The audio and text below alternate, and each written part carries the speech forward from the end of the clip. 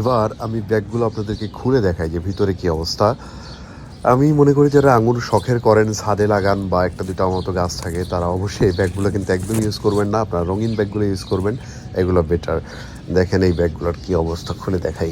কারণ এই ব্যাগগুলো কি হচ্ছে, পাখি আকৃষ্ট করে, বুঝছেন। আর ব্যাগগুলো তো পাতলা, প্রোটেক্ট করতে পারে না। আর এই রঙিন ব্যাগগুলো দেখলে কি হয়, পাখি দেখে না, মানে চোখে দেখতে পারে না যে ভিতরে কি আছে। দেখেন কি করছে আমার আঙুরের থোকাটা, কেবল মানে পাকতেছিল, 80% কিন্তু মিষ্টতা চলে আসছে। এই যে দেখেন 4-5 থোক এরকম করছে। তো কতটা খারাপ লাগে আসলে বুঝতেই পারতেছেন যে কী পরিমাণ খারাপ লাগে এরকম দেখলে। আজকে সকালে, কালকে রাত্রে ঝড় হয়েছিল, ভাবলাম যে সকালে গিয়ে দেখি কী অবস্থা। আমি যদি দুপুরের দিকে যেতাম তাহলে ধরেন পুরা থোকা সাবার হয়ে যেত। আমি জাস্ট সকাল 8টার দিকে গেছিলাম, তার ভিতরে এই অবস্থা। আর যদি আমি দুপুরে 2টা-3টার দিকে ছাদে যেতাম তাহলে বুঝেন একটা আঙুরও থাকতো না ছাদে।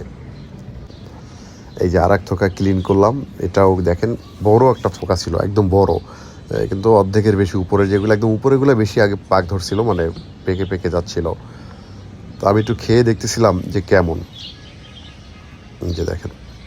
তো এটা আমি খেয়ে দেখলাম যে 80% মিষ্টতা চলে আসছে, ঠিক আছে, 80% মিষ্টতা চলে আসছে, যার কারণে পাখি এইভাবে খেয়ে ফেলছে।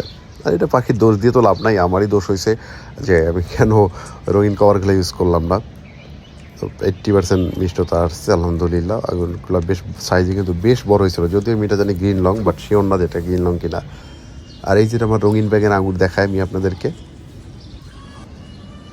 এই ব্যাগগুলো একদমই সেফ। আমার মনে হয় যে আপনারা আঙুরের জন্য এই ব্যাগগুলো ইউজ করতে পারেন। দেখেন কি যে সুন্দর, মাশাআল্লাহ। আমি এক হাত দিয়ে খুলতেছি, তো এক হাত দিয়ে ক্যামেরা ধরা, যার কারণে এরকম হচ্ছে। তো আমি দেখাই দিচ্ছি আপনাদেরকে, দেখেন, দেখছেন, মাশাআল্লাহ কি যে সুন্দর। এই ব্যাগে আপনারা আঙুর দিতে পারেন।